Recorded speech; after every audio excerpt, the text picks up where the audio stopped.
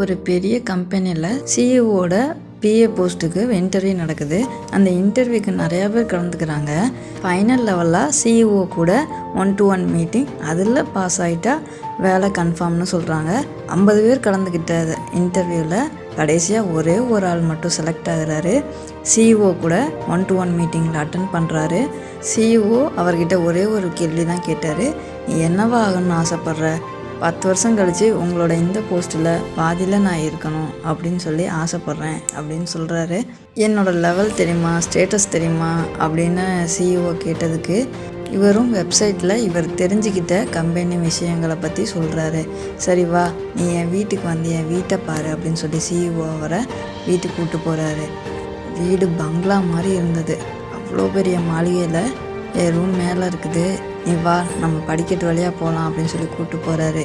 படிக்கட்டு வழியாக இவர் ஏறும்போது வீடை சுற்றி அண்ணாந்து பார்த்துக்கிட்டே போகிறாரு. படிக்கட்டு கம்பி கூட கோல்டு, பிளாட்டினம், இந்த மாதிரி வைரம், வீடை ஃபுல்லாக டெக்கரேஷன் எல்லாம் வைரத்திலே பண்ணியிருந்தாங்க. அவரும் படிக்கட்டு வழியாக மேலே போய் சிஇஓட ரூமுக்கு போகிறாங்க. ரூமுக்கு போனதும் அவர் கேட்குறாரு, சார் நீங்கள் இந்த லெவலுக்கு வந்ததுக்கு என்ன காரணம், எப்படி அச்சீவ் பண்ணீங்க அப்படின்னு சொல்லி கேட்குறாரு. நல்ல கேள்வி கேட்ட, நீ என் வீட்டை அண்ணாந்து பார்த்துக்கிட்டே வந்த, ஆனால் படிக்கட்டில் ஏறும்போது ஒவ்வொரு படியாக நீ பார்த்துருந்தா என்னோட அச்சீவ்மெண்ட் உனக்கு புரிஞ்சிருக்கும் அப்படின்னு சொல்கிறாரு. இவரும் வேகமாக போய் ஒவ்வொரு படியாக பார்க்குறாரு.